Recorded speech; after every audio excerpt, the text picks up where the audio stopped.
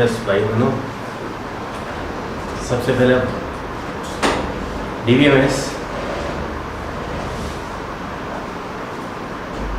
क्या होता है? डेटाबेस, डेटा का बेस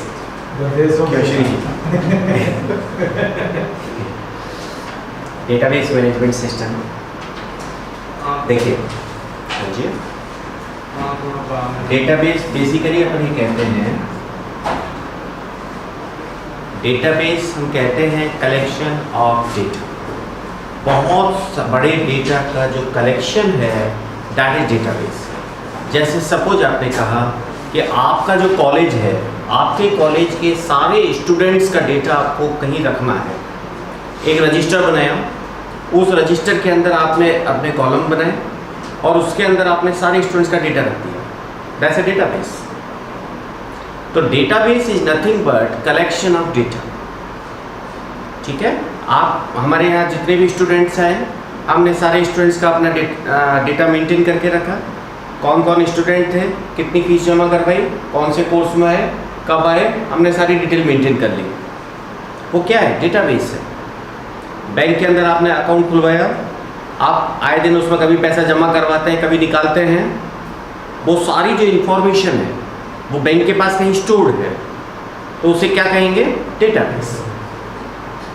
अब ये तो है डेटाबेस, लेकिन डेटाबेस के साथ में आप और क्या क्या काम कर सकते हैं, उसके लिए कुछ स्पेसिफिक सॉफ्टवेयर प्रोग्राम डेटाबेस के साथ में रखे जाते हैं।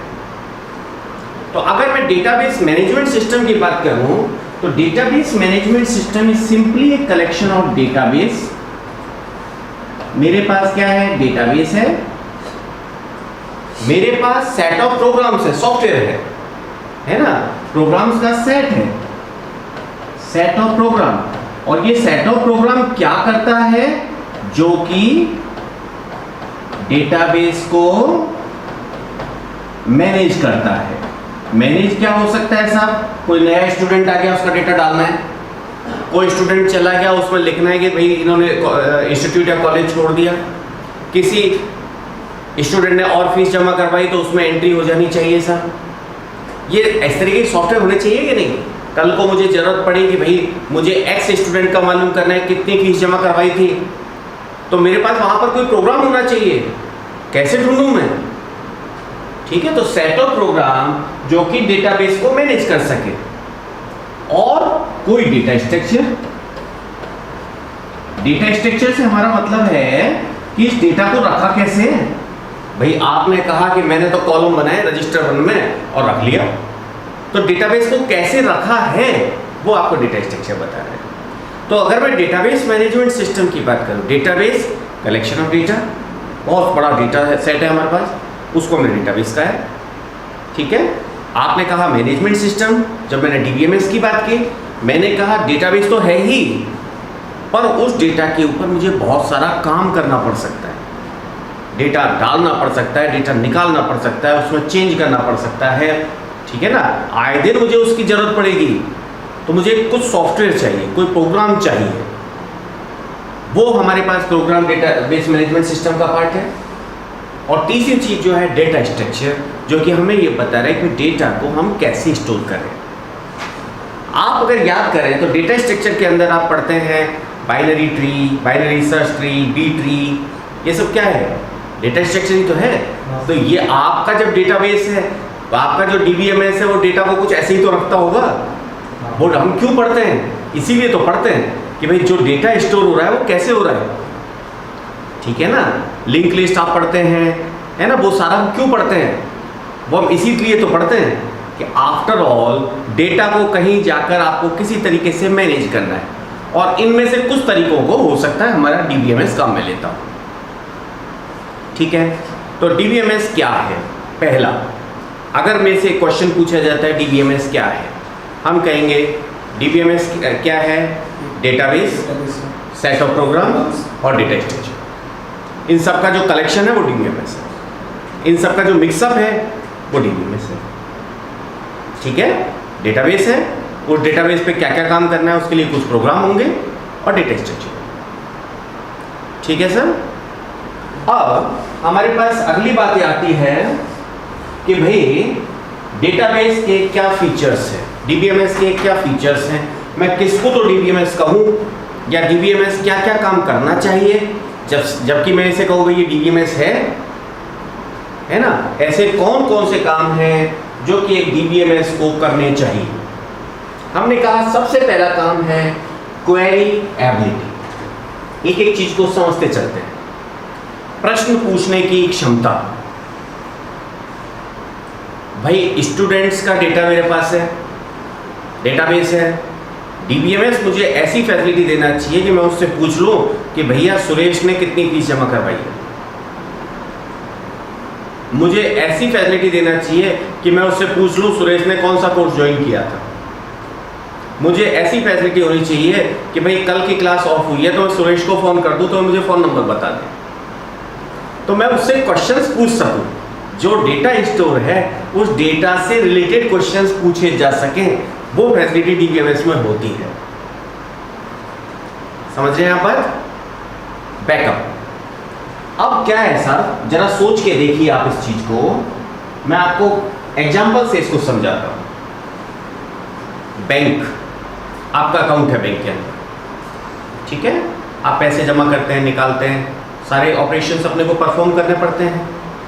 कल को सपोज बैंक का सर्वर खराब हो गया, अब क्या होगा? एक बैंक का सर्वर खराब होने का मतलब है कि लाखों करोड़ रुपए का नुकसान, और लाखों जो कस्टमर्स बैंक के हैं उनको नुकसान। बहुत बड़ा गड़बड़ है अगर बैंक का सर्वर खराब हो जाता है। और ऐसी बहुत सारी ऑर्गेनाइजेशंस हैं, या अगर हम छोटी ऑर्गेनाइजेशन की भी बात करें, सपोज मैं छोटी से छोटी ऑर्गेनाइजेशन को लेके चलूं, सपोज मैं लॉजिक पेज की बात करूं, स्टूडेंट्स आए, स्टूडेंट्स का डेटा हमने डेटाबेस में रखा, किसने कितनी फीस जमा करवाई है हमने रखा। कल को वो सर्वर हमारा खराब हो गया, हमारे पास कोई रिकॉर्ड नहीं है किसने कितनी फीस जमा की, हो गई गड़बड़। कितनी बड़ी अनसर्टेनिटी, कितने बड़ा कियोस क्रिएट हो जाएगा। तो मेरे पास क्या फैसिलिटी होनी चाहिए डीबीएमएस के अंदर? क्या फैसिलिटी होती है कि मैं उसका बैकअप लेके रख लूँ कि भाई शाम के टाइम, हर हफ्ते में, हर महीने में, ये डिपेंड करता है मेरा डेटा कैसा है। जैसे बैंक के डेटा की बात करें तो शायद एक एक सेकंड इंपॉर्टेंट है। रेलवे रिजर्वेशन के डेटा की बात करें, एक एक फ्रैक्शन ऑफ सेकंड हमारे पास बहुत इंपॉर्टेंट है। एक सेकंड में हजारों ट्रांजैक्शंस होते हैं, सबका बैकअप होना चाहिए। सब एक सेकंड का भी अगर डेटा लॉस हो गया तो बड़ी गड़बड़ हो जाएगी। तो बैकअप की फैसिलिटी डीबीएमएस में रहती है कि भाई मैं उसका बैकअप लेके रख लूँ, उसकी कॉपी करके रख लूँ। समझ रहे हैं आप बात? अब यहाँ पर एक बात और है कि ये तो हमने बात की बैकअप की। दूसरी बात, एक कदम आगे बढ़ के चलते हैं। हमने कहा बैंक के ट्रांजैक्शंस हो रहे हैं, ठीक है, आधा घंटे के लिए सर्वर खराब हो गया, क्या आप उसे साइन कर सकते हैं? अगर आपका रेलवे का सर्वर खराब हो गया, क्या आप उसे साइन कर पाएंगे? शायद नहीं। तो आप क्या चाहेंगे कि भाई मेरे पास ऐसे बहुत सारे सर्वर रहे, अगर सर्वर खराब हो तो तुरंत इसकी फोटोकॉपी दूसरी हो जाए, या इसकी 4 कॉपी बन के रहे। और होता है, उसे हम कहते हैं रेप्लिकेशन या प्रतिकृति, रेप्लिका, कि भाई इसकी एज इट इज कॉपी रहती है। ये फैसिलिटी हमें डीबीएमएस देना चाहिए सर। अब बात समझ रहे हैं?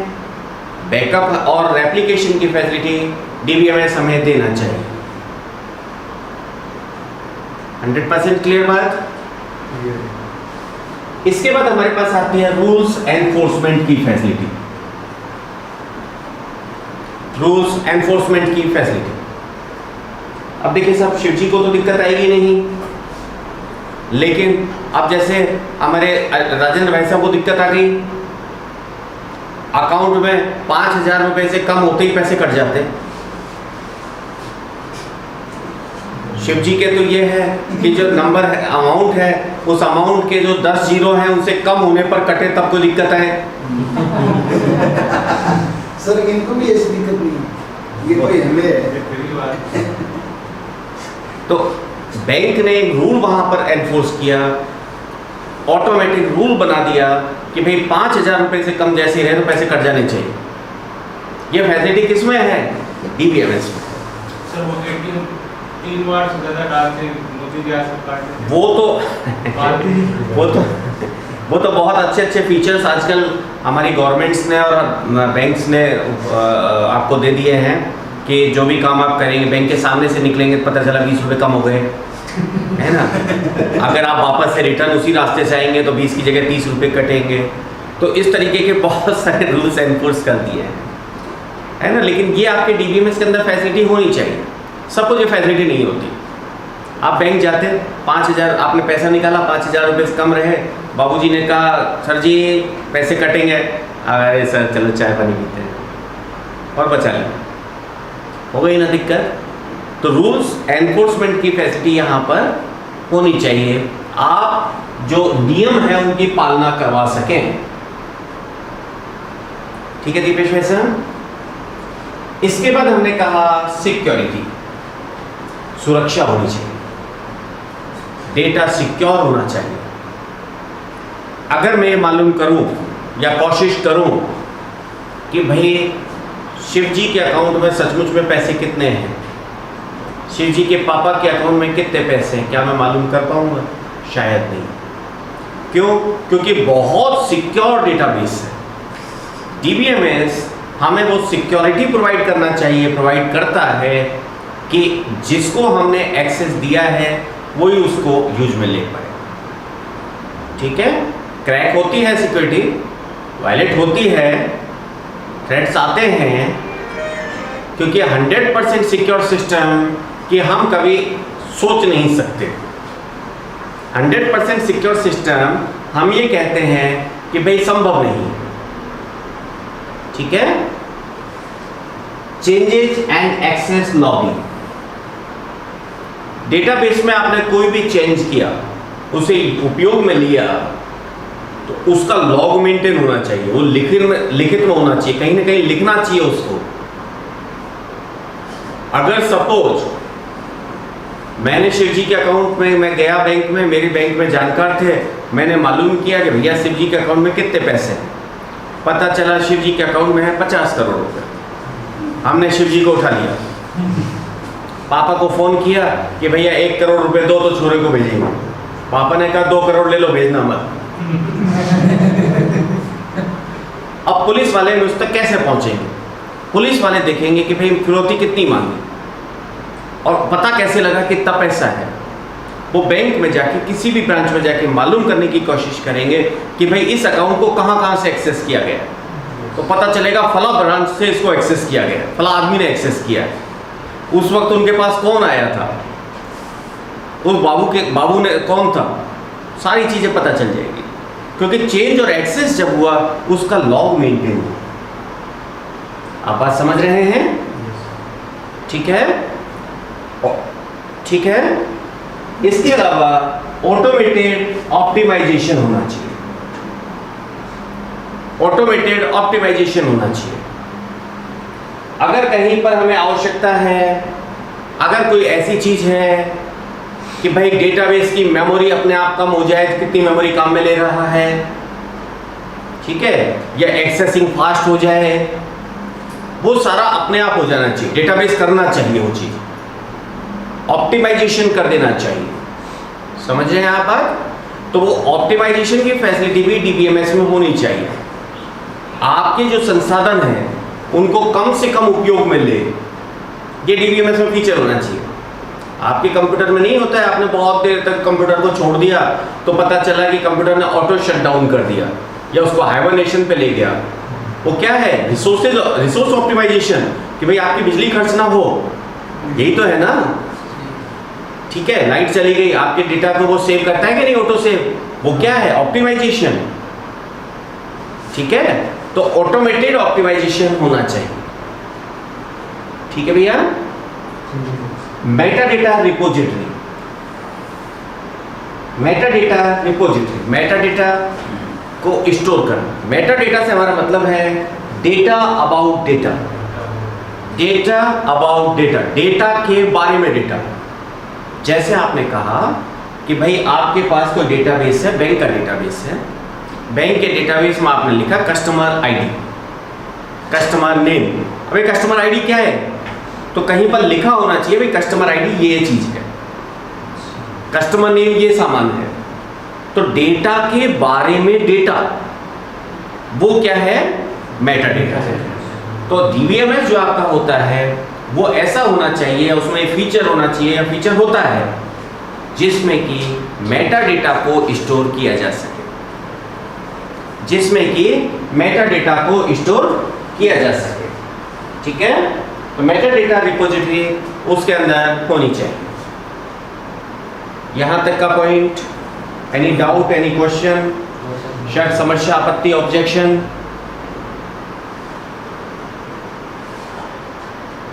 चलिए सर, ये तमाम फीचर्स हैं जो कि किसी डीबीएमएस के अंदर आने चाहिए, या हम कहें कि डीबीएमएस के ये तमाम फीचर्स हैं, ये सारी चीजें होनी चाहिए तभी हम उसको डीबीएमएस मानेंगे। हालांकि डीबीएमएस के लिए ईएफ कोड साहब ने, जिनको कि डीबीएमएस का जनक कहा जाता है, उन्होंने अपने रूल्स दिए हैं, अपन आगे डिटेल में पढ़ेंगे। उनके 12 रूल हैं कि भाई अगर किसी डीबीएमएस में ये है तो हम उसे कंप्लीट आरडीबीएमएस मानेंगे, रिलेशनल डेटाबेस मैनेजमेंट सिस्टम मानेंगे। अब वो रूल्स कौन से हैं on later stage will discuss, है ना। लेकिन जनरल जो सामान्य फीचर अगर है, हम नॉन टेक्निकल फीचर्स की अगर बात करें, समझने के लिए अगर बात करें, तो ये तमाम फीचर्स आपके होने चाहिए। कभी कभी हमारे पास क्वेश्चन आता है कि डीबीएमएस के अंदर डीबीएमएस निम्न में से कौन सा कार्य नहीं करता, या डीबीएमएस में निम्न में से कौन सा फीचर उपलब्ध नहीं है, कौन सा डीबीएमएस का गुण होना जरूरी नहीं है। तो ध्यान रखें, ये गुण तो हमारे पास होने ही होने चाहिए। और भी कई गुण हैं, धीरे धीरे और भी फीचर्स हैं जो कि हम देखेंगे। ठीक है सर, चलिए अब हमारे पास आता है कि मैं फाइल को डेटाबेस में रखूं, डेटा को डेटाबेस सिस्टम में रखूं, या मैं सिंपल एमएस वर्ड की फाइल में रखूं। क्या फर्क आ रहा है? आपने कहा कि सब स्टूडेंट्स का डेटा है, कॉलेज के, मेरे कॉलेज में 2500 स्टूडेंट्स थे। अब मैं जबरदस्ती डीबीएमएस क्यों काम में लूं? मैं तो एमएस वर्ड के अंदर टेबल बनाऊंगा और उसमें डेटा रखूंगा। तो क्या दिक्कत आएगी मेरे? कौन कौन सी दिक्कतें मुझे आने वाली है? वो तमाम बातें अपन याद करते हैं। नॉट ओनली सर्चिंग, बहुत सारी हमें प्रॉब्लम्स आने वाली। सबसे पहला हम कह रहे हैं data redundancy and inconsistency. Data redundancy and inconsistency. Redundancy data का बार बार होना और डेटा में असंगति होना।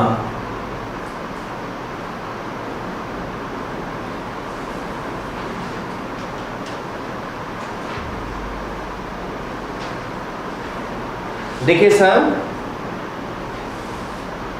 कुछ एग्जाम्पल ले लेते हैं।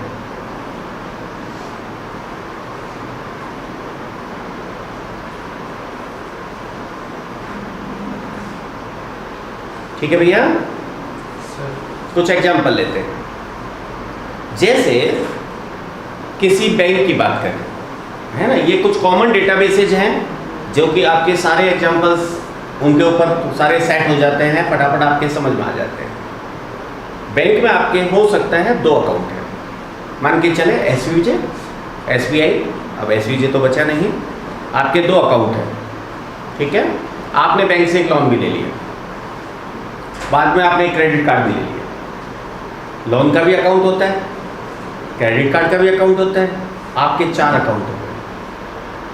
ठीक है, आपने एक अकाउंट के अंदर अपना फोन नंबर दे दिया 92835678 दूसरे में आपने कोई दूसरा नंबर दे दिया 900143 समथिंग है, तीसरे में कुछ तीसरा नंबर दे दिया। हो गई दिक्कत, डेटा इनकंसिस्टेंसी। अब आप भूल गए किसमें कौन सा डेटा दिया है। जब जरूरत पड़ी तो बैंक भी कंफ्यूज। दूसरी बात, आपने एड्रेस लिखा सपोज 68/27 प्रताप नगर जयपुर। दूसरे में आपने लिखा 68/27 की जगह गलती से कर दिया 57 प्रताप नगर जयपुर। तीसरे में आपने लिखा 68/27 प्रताप नगर जयपुर। क्या हुआ? एक तो आपको एक ही चीज को बार बार स्टोर करना पड़ रहा है, हर फाइल के अंदर कि भाई ये उस ब्रांच के अकाउंट की फाइल है, ये सेविंग अकाउंट की फाइल है, ये करंट अकाउंट की फाइल है, क्रेडिट कार्ड की फाइल है, ये लोन अकाउंट की फाइल है। 4 जगह मेंटेन किया। दूसरी बात, गलती हो गई, डेटा इनकंसिस्टेंसी हो गई। ठीक है, तो डेटा एक तो आपको बार बार यूज में लेना पड़ रहा है, बार बार एंटर करना पड़ रहा है, और दूसरी बात है कि डेटा की इनकंसिस्टेंसी। ठीक बात है सर? तो फाइल सिस्टम के अंदर ये प्रॉब्लम अपने को आती है। इसके बाद अगली अगर बात करें, हमने कहा difficulty in accessing data. Data को उपयोग में लेने में हमें डिफिकल्टी हो रही है। ठीक है, डिफिकल्टी इन एक्सेसिंग डेटा। आपको सपोज ये कहा कि भाई हमें ये देखना है कि शिव जी की नेट वर्थ कितनी है। नेट वर्थ कैसे पता चलेगी? कि सारे अकाउंट्स की डिटेल निकालें। सपोज सारे अकाउंट्स में मिला के इनके पास 50 करोड़ रुपए है, फिर लोन निकाला, लोन था केवल 20 लाख। हमने कहा साहब इनकी तो बहुत शानदार आदमी है। लेकिन सपोज यही चीज फाइल्स में होती तो आप एक एक फाइल में जाके चेक करते, कुछ रह नहीं जाए। ठीक है, और शिव जी भी स्मार्ट है, कहीं पर SHIV लिखा, कहीं पर SHIVA लिख दिया। ये लो घोटाला बैंक में। ठीक है, तो डेटा को एक्सेस करना हमारा आसान क्यों हो पा रहा है? क्योंकि जो डेटा है वो डेटाबेस में एक जगह पर है। अगर हमें कुछ भी मालूम करना है, हमने सिंपली गए क्वेरी फायर किया, हमें कंप्लीट रिजल्ट मिल गया। हमें हर जगह पर डेटा स्कैटर्ड नहीं है, मेरा डेटा फैला बिसरा नहीं है। आप सोचिए तो अलग अलग फाइल्स में डेटा निकाल के लाएंगे और एक ही जगह पर है, मुझे डायरेक्ट एक्सेस करना पड़ रहा है। किसमें आसानी रहेगी? डेफिनेटली एक साथ जो एक्सेस कर रहे हैं उसके अंदर। ठीक है, तो यहां पर डेटा को एक्सेस करने में हमें आसानी रहेगी।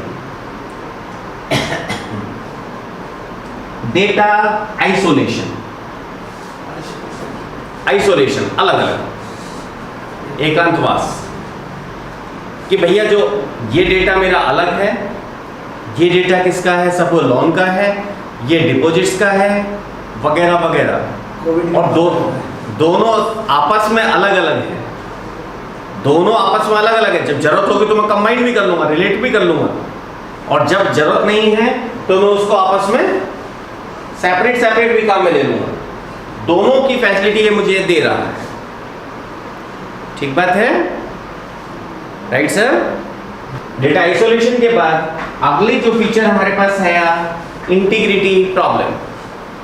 जब हम फाइल सिस्टम के अंदर काम करते हैं तो जो डेटा में एफिशिएंसी है वो नहीं रह पाती, करेक्टनेस नहीं रह पाती। बहुत सारे एग्जांपल्स अभी हमने जो लिए हैं, हम उसको मालूम कर पा रहे हैं भाई अगर मुझे शिव जी के नंबर चाहिए तो मुझे नहीं पता कि कौन सा नंबर सही है। एफिशिएंसी और जो करेक्टनेस है हमारी डेटा की, वो फाइल सिस्टम के अंदर हम मेंटेन नहीं कर पाते। ठीक है, तो इंटीग्रिटी जो इश्यूज है, जैसे अभी हमने अकाउंट की बात की कि अकाउंट का बैलेंस अगर 5000 से कम है तो मनी शुड बी डिडक्टेड, मतलब बैलेंस कम से कम 5000 होना चाहिए, डिडक्ट होना चाहिए। भाई अब इस इंटीग्रिटी को फाइल में कैसे मेंटेन करें? हो सकता है कि आप कोई मैक्रो वगैरह लिख के कुछ निकाल लें, लेकिन वो आसान नहीं है। डीबीएमएस के अंदर वो आसान है। ठीक बात है?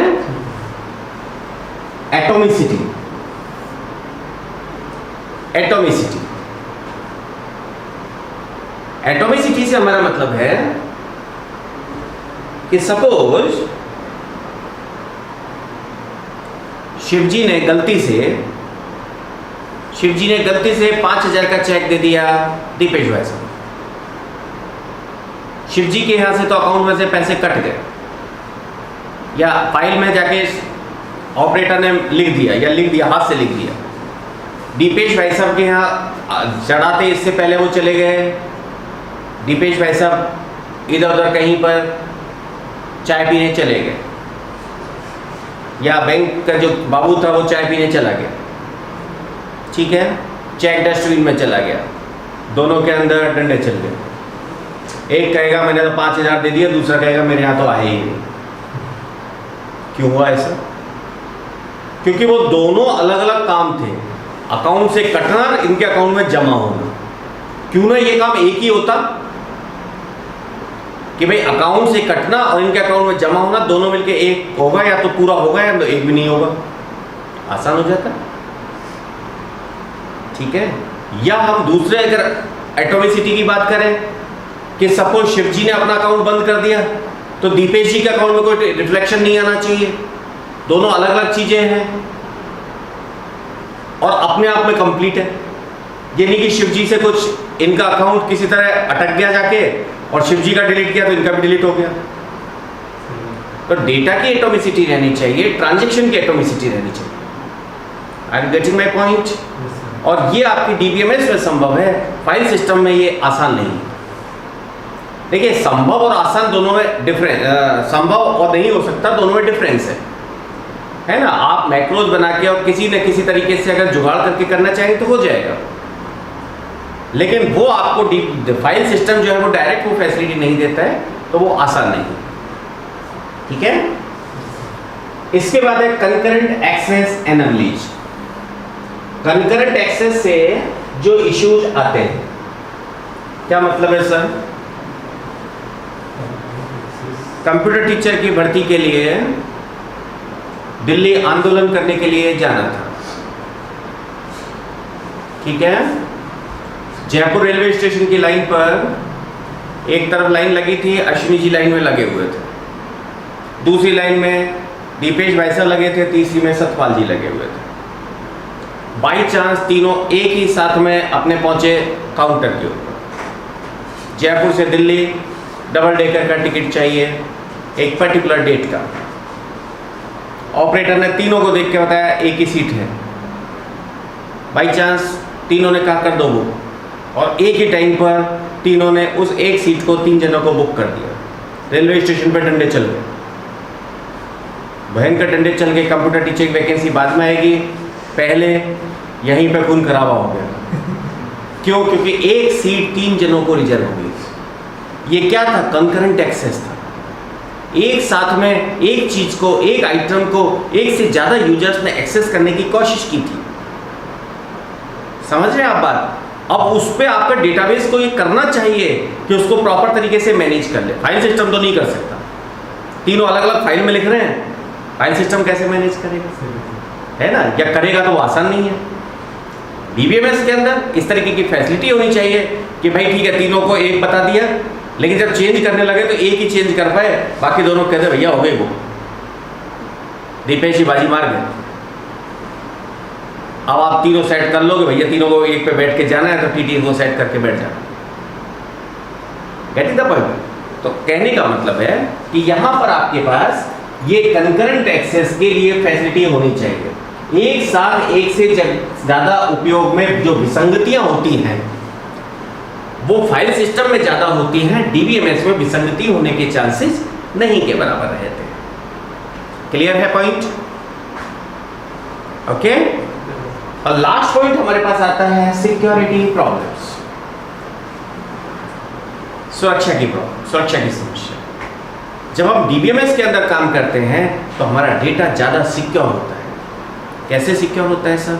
डीबीएमएस में आपने कहा बैंक का डेटाबेस है ना, आपका अकाउंट है सपोज प्रताप नगर ब्रांच में, आप वहाँ पर गए, आपको सारी डिटेल बता दी।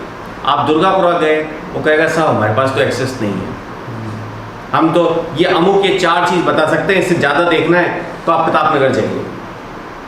क्यों?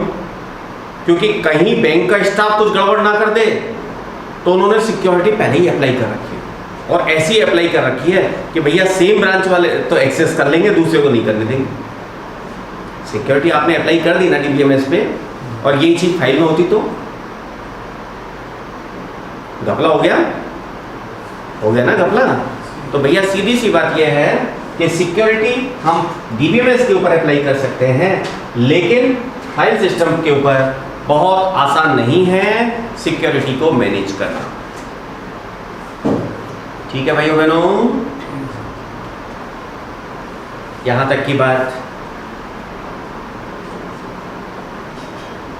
100% क्लियर है। सर एटॉमिसिटी वाला इसको दोबारा एग्जांपल। एटॉमिसिटी से हमारा मतलब है जो डेटा है वो अपने आप में कंप्लीट है, और इसके ऊपर होने वाले ट्रांजैक्शन से मतलब कोई भी ऑपरेशन वो अपने आप में कंप्लीट होगा, या तो पूरा होगा या पूरा नहीं होगा, आधे से कोई लेना देना नहीं है। ठीक है, सर इसके इंडियन महादेश में तो ऐसे बता रहा है डाटा भी प्रमाणित मतलब स्पॉट होगा। किसमें? हिंदी में। तो हिंदी में आप देखते क्यों? हिंदी वो देखिए ना जो मैं बता रहा हूँ, आप गूगल पे क्यों जाते हैं? आपको हिंदी में बता रहा हूँ ना, मैं भी हिंदी मीडियम में पढ़ा लिखा हूँ। अपन कौन से स्विट्जरलैंड से आए? चलिए आगे, चलिए होप यहाँ तक कोई डाउट नहीं है। और डीबीएमएस का कंसेप्ट भी ये क्लियर होना चाहिए इन 3 स्लाइड से कि डीबीएमएस एक्चुअली क्या है, डीबीएमएस क्या कर सकता है, डीबीएमएस क्या नहीं कर सकता। ये सारी चीज़ें आपको क्लियर होनी चाहिए इन 3 स्लाइड से। ठीक है ना, तो जो वो क्वेश्चंस जो आपके बनने वाले हैं कि भाई डीबीएमएस क्या कर सकता है, डीबीएमएस के फंक्शंस क्या हैं, वो तमाम चीज़ें वो आपकी यहाँ तक क्लियर हो जानी चाहिए। ठीक है, और अपन आगे डिटेल में बात करेंगे तो ये चीज़ें और रिफाइन होंगी। चलिए सर, 3 चीज़ों की हम यहाँ पर बात करते हैं। 3 वर्ड हम बहुत ज़्यादा यूज में लेते हैं, स्कीमा, इंस्टेंस एंड मेटाडेटा। इन शब्दों की हम बहुत ज़्यादा बात करते हैं, और पूरा जब डीबीएमएस हम पढ़ते हैं तो उसके अंदर ये शब्द बार बार निकल के आते हैं। ठीक है, एक साथ में अपन इनकी बात कर लेते हैं। स्कीमा से मतलब है डेटाबेस की संरचना, डेटाबेस की संरचना जो है वही आपका स्कीमा है। कैसे, अभी बात कर लेते हैं एग्जाम्पल के साथ। ठीक है, इंस्टेंस जो डेटा डेटाबेस में किसी समय पर स्टोर है, उसे हमने क्या कहा है? इंस्टेंस कहा है। और मेटा डेटा क्या है साहब? डेटा के बारे में डेटा अबाउट डेटा।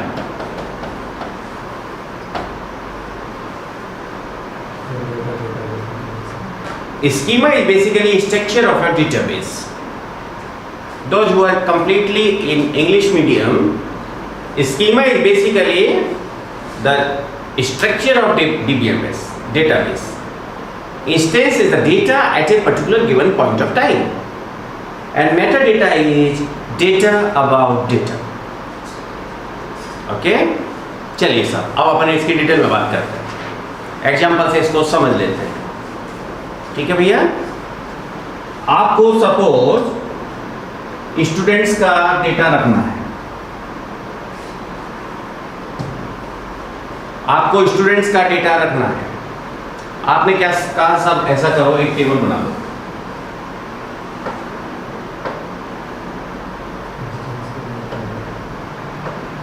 आपने कहा सब एक टेबल बना लो, ये मेरी टेबल होगी। अब इस टेबल के अंदर मैंने कुछ कॉलम्स बना दिए, ये मेरे कॉलम्स बन गए सर, जिसमें मुझे डेटा रखना है। ठीक है,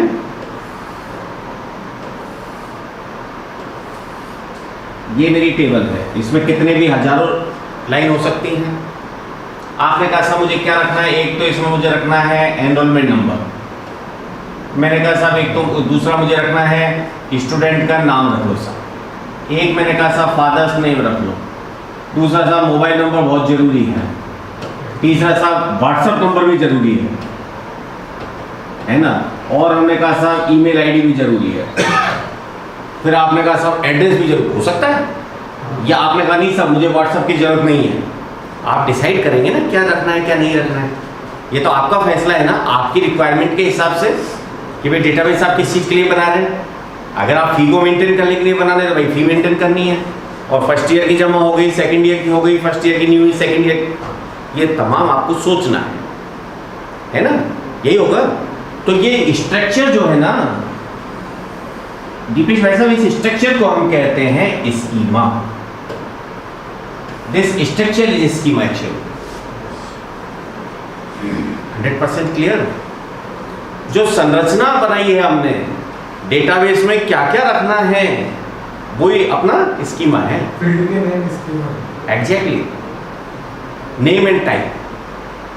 अभी मैं बहुत ही लेमन लैंग्वेज काम में ले रहा हूँ, जनरल लैंग्वेज काम में ले रहा हूँ, ऐसी लैंग्वेज जो कि आपको सामान्यतः समझ में आ जाए, है ना, आपको बहुत ज़्यादा टेक्निकल डिटेल की उसमें आवश्यकता ना पड़े। अभी मैं वो शब्द काम में ले रहा हूँ। तो जो स्ट्रक्चर आप ले रहे हैं भाई क्या क्या रखना है, ठीक है ना। आपने कहा साहब जो डेटा है मेरे पास, जैसे एनरोलमेंट नंबर 101 है, 102 है, 103 है, 104 है, 105 है, ऐसे डेटा होगा ना। आपने कहा साहब इसका नाम ए है, बी है, इसका नाम B1 है, इसका नाम सपोज C है, इसका नाम B है, फादर्स नेम कुछ होगा, मोबाइल नंबर कुछ होगा, ऐसे हजारों लोगों का डेटा होगा। ये जो डेटा आपने अभी रखा है, इस डेटा को हम बोलते हैं instance. Data stored at a particular moment of time.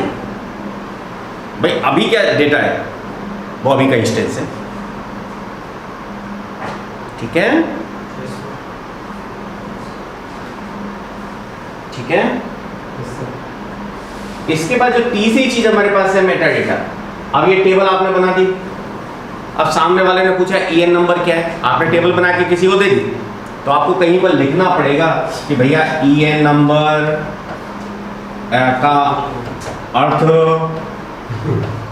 Enrolment number से है या तात्पर्य एनरोलमेंट नंबर से है, लिखना पड़ेगा कि नहीं।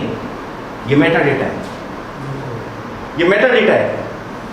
जो डेटा के बारे में आप लिख के रख रहे हैं वो मेटा डेटा है। आई होप 100% बात क्लियर हो रही है ना। तो इंस्टेंस जो डेटा हमारा स्टोर्ड है at a particular moment of time, schema जो हमारी डेटाबेस की संरचना है, और जो यहां पर आपकी तीसरी चीज है मेटा डेटा, वो डेटा अबाउट डेटा को बता रहे हैं। मेटा डेटा के बारे में आप ये देखो, केवल यहीं तक आपने देखा।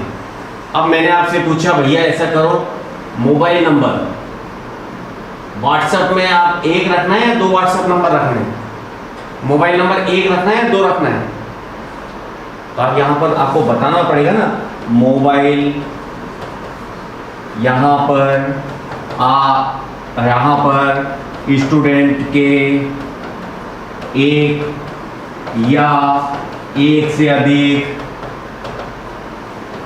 मोबाइल नंबर रख सकते हैं, बताना पड़ेगा ना। ये मेटा डेटा है, समझ रहे आप। डेटा के बारे में जो डिटेल आप लिख के रख रहे हैं वो मेटा डेटा है, उसका अलग से एक्सप्लेनेशन। एग्जैक्टली, ये हम मेंटेन करते हैं, आपका डेटाबेस DBMS मेंटेन करता है। ताकि DBA को प्रॉब्लम नहीं हो समझ में। DBMS DBA तो डिफाइन करता है, वही तो डिफाइन करता है कि what this E number is, what this S name is. Sir जैसे बुक्स में भी तो लिखा हुआ आता है ना, पीछे सारणी बनी हुई होती है। वो भी एक तरह से मेटा डेटा ही है, डेटा डिक्शनरी है। 100%। Any doubt, any question, any problem, शक, समस्या, आपत्ति, ऑब्जेक्शन, बिल्कुल क्लियर है? बिल्कुल क्लियर है? ऑल क्लियर है? कतई साफ? चल साफ तो नहीं सर, इनपुट हुआ है। चले आगे चलते हैं। Data view, view of data.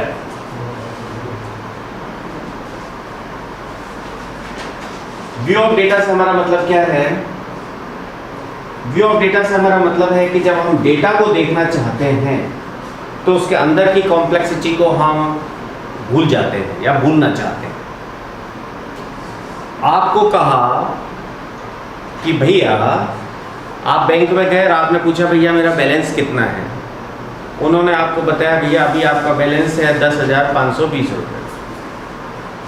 ठीक है, अब बाकी सारी चीज़ें उन्होंने नहीं बताई। उन्होंने जब सर्च किया, आपने जो अकाउंट नंबर बताया उनको केवल क्या बताया गया, केवल बाकी डिटेल नहीं बताई। हाँ, आपने पूछा नहीं नहीं मेरे तो इतने होने चाहिए। अब वो क्या करेंगे, पूरी ट्रांजेक्शन आपको देखेंगे। तो व्यू का मतलब है कि जिससे आपको आवश्यकता हो वही चीज़ बताई जाए, उसके आगे की जो कॉम्प्लेक्सिटी है, आगे की जो जटिलता है उसको छुपा दो। ठीक है, समझने की कोशिश करते हैं। कार, आप स्टीयरिंग चला रहे हैं, है ना, आप स्टीयरिंग पे बैठे हुए हैं, आप गाड़ी चला रहे हैं, गियर है, ब्रेक है, आपने गियर बदला तो क्या हुआ पता है क्या आपको? नहीं पता। और कुछ हुआ, आपको पता है गियर बदलने से जब मुझे स्पीड तेज करनी है तो मुझे गियर बदलना है, या स्पीड कम करनी है तो गियर बदलना है, क्योंकि उसके अंदर की जो कॉम्प्लेक्सिटी थी, जटिलता थी, उसको आपसे छुपा लिया गया। आपको जिसने ड्राइविंग सिखाई उसने इतना ही बताया कि भैया देख इससे ज़्यादा स्पीड पे जाए तो गियर बढ़ा लेना, अगले गियर में ले लेना, या इससे कम पे आए तो इससे लोअर गियर पे आ जाना। यही तो बताया था, है ना। आपको यही बताया कि स्टीयरिंग ऐसे करेगा ना तो गाड़ी घूम जाएगी। ये नहीं बताया कि स्टीयरिंग को ऐसे करने पे कोई स्प्रिंग होगी, वो स्प्रिंग नीचे कोई उसके नीचे वॉशर भी होंगे, वो जब आप ऐसे घुमाओगे तो नीचे, ये सारी चीज़ बताई क्या? और ये बताते तो क्या करते, अपन गाड़ी चलाना सीखते क्या? नहीं सीखते, क्योंकि उसमें बहुत जटिलता आ जाती, कॉम्प्लेक्सिटी आ जाती। तो उस कॉम्प्लेक्सिटी से बचने के लिए उसने हमें केवल वही चीज़ बताई जो कि हमारी आवश्यकता है। वही व्यू होता है डेटा का। देखिए सर, मैं अगर आपको हिंदी वाली बात करूं, डेटाबेस सिस्टम का एक मुख्य उद्देश्य उपयोगकर्ताओं को डेटा का एक साफ दृश्य प्रदान करना है। Just to give you an abstract view of the data without going in details. Details में, जटिलता में आप नहीं जा रहे, you are just talking about the data which is useful for you. Just abstract view आपको देता है कि भाई आपको अभी इसकी आवश्यकता है। जब अगले लेवल पे जाओगे, स्टीयरिंग खराब हो गई, अब आप जब मैकेनिक के जाओगे तो वो बताया भाई साहब इसके अंदर ये स्प्रिंग होती है ना, ये खराब हो गई। तब आपको पता चलेगा अच्छा इसमें तो स्प्रिंग भी होती है। अब आप नेक्स्ट लेवल की कॉम्प्लेक्सिटी की बात करें, ठीक है ना। अब वो स्प्रिंग भी टूट गई, या स्प्रिंग के अंदर का साथ का कोई वॉशर टूट गया, भाई साहब ये स्प्रिंग जो होती है ना, इसके अंदर ये वॉशर होता है, ये टूट गया। अब आप लोग अच्छा ये स्प्रिंग में भी सारा वॉशर होता है। अब वो नेक्स्ट लेवल की कॉम्प्लेक्सिटी आ गई। समझ रहे आप बात? वही आपका व्यू का मतलब है। फोटो ले लेते हैं इसको देखने के लिए। You'll get this PPT, complete PPT, don't worry. ठीक है, डोंट वरी, ये PPT आपको मैं दे दूँ, ऐसे भी फोटो लेके क्या करना।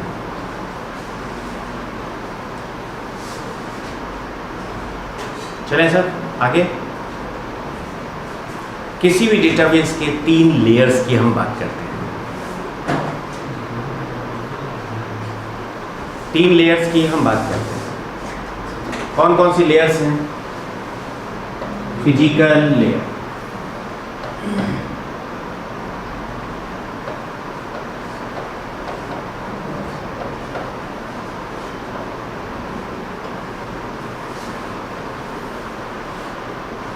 लॉजिकल या कंसेप्चुअल लेयर, कहीं पर वर्ड दूसरा मिल जाए तो टेंशन ना लो, और तीसरा आपकी होती है व्यू लेयर।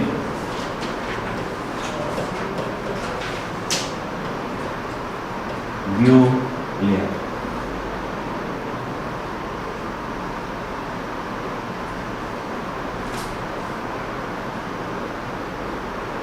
ठीक है भाई बहनों,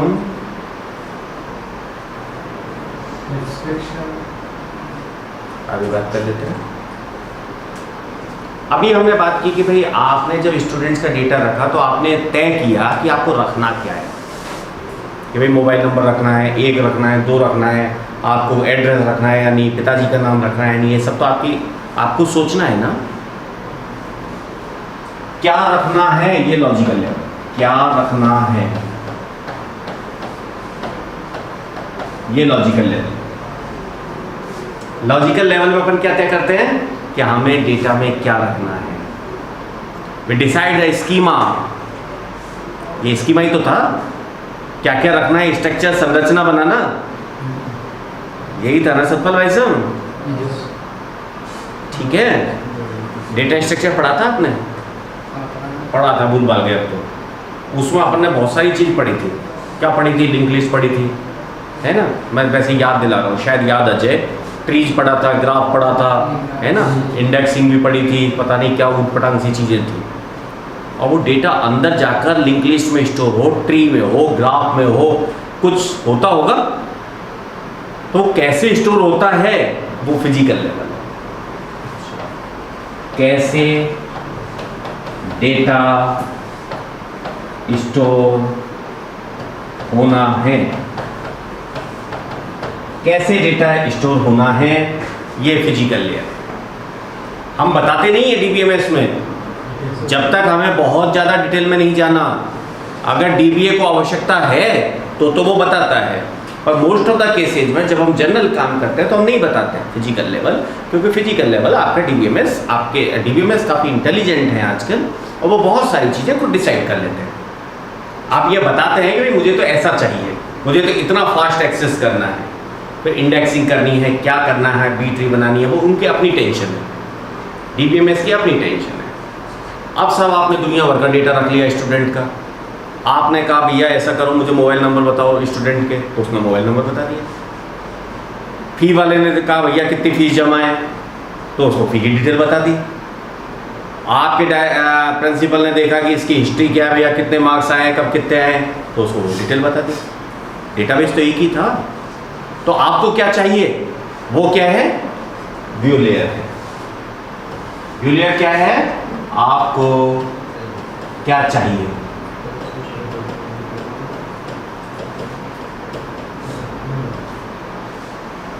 समझ में आ जानी चाहिए सब बात। बिल्कुल नॉन टेक्निकल बातों में लेके मैंने आपको समझाने की कोशिश की है। कैसे डेटा स्टोर हुआ, ये फिजिकल है। क्या डेटा स्टोर हुआ, कंसेप्चुअल लेवल। और आपको क्या चाहिए उसमें से, भाई हमने तो एक स्टूडेंट की 50-100 चीज़ें रख रखी है। अब आप बताओ जरा, जो फीस जमा करने वाला है उसको क्या लेना देना, तेरे पिछले सेमेस्टर में कितने नंबर आए थे, उसको तो इससे मतलब है तेरी फीस बकाया कितनी है, उसको क्या लेना देना कि पिताजी का नाम क्या है, उसको तो एनरोलमेंट नंबर बताया था, उसने फीस जमा कर दी, बस रसीद निकाली, ले भाई अब जा तू जाने, तेरा मास्टर जाना। मतलब है क्या, तो एब्स्ट्रैक्शन। क्योंकि अगर ये सारी चीज़ सपोज आप उस कैशियर के पास आ जाती, उसकी टेंशन कितनी बढ़ जाती, वो सारा सब में से निकालता, अरे यार फीस तो इतनी है, लेकिन अब अरे तू फेल भी हो गया था क्या, उसकी जान को और टेंशन दे दी, है ना। तो अपने को जिसको जो चीज़ चाहिए वही देनी चाहिए। उसके लिए क्या होगा, अलग अलग व्यूज होंगे, ठीक है ना। आप सोच के देखिए, मैं आपको बहुत और भी एग्जाम्पल अगर लेके देखूँ, जब आप जीमेल पे काम करते हैं, आप प्रोटेक्शन पे जा रहे हैं तो आपको प्रोटेक्शन दिखाता है, आप इनबॉक्स में जा रहे हैं तो आपको इनबॉक्स दिखाता है, आप जंक मेल पे जा रहे हैं जंक मेल दिखाता है, बल्क मेल पे जा रहे हैं तो बल्क दिखाता है, सेंड पे जाते हैं सेंड दिखाता है। सोचो सब दिखा देता है एक साथ। कोई साल में जाके एक बार मेल चेक करते हैं अपन, दिन में 10 बार नहीं करते यार, इसमें देखना और पड़ेगा कौन सी काम की है, यही होता ना। तो हमें क्या चाहिए, ये हमारा व्यू डिफरेंट बनता है। हमेशा हमें हर डेटा की आवश्यकता नहीं होती, ठीक है भाइयों बहनों। आई होप 100% बात क्लियर है। ये हमारे हैं 3 लेयर्स, ठीक है। आज यहीं तक रखें अपन, हाँ, यहाँ तक समझ में आया होगा पूरी चीज़ 100%। देखिए डीबीएमएस क्या है, पहली बात मैं आपको वापस से रिवाइज कर देता हूँ जो आज पढ़ा है। डीबीएमएस क्या है, पहली बात। दूसरी बात हमने पढ़ी डीबीएमएस के फीचर्स क्या हैं। तीसरी बात हमने पढ़ी डीबीएमएस और फाइल सिस्टम में क्या डिफरेंस है। चौथी बात हमने पढ़ी कि जी स्कीमा, इंस्टेंस और मेटाडेटा क्या है। पांचवी बात हमने पढ़ी है कि इसके एब्स्ट्रैक्शंस कौन से हैं, लेयर्स कौन कौन सी हैं। एक ही बात है, व्यू लेवल बेसिकली यही था। इसको समझाने के लिए हमने पहले व्यू की बात की थी। 100% बात क्लियर है, आशा है समझ में आ गया। Thank you.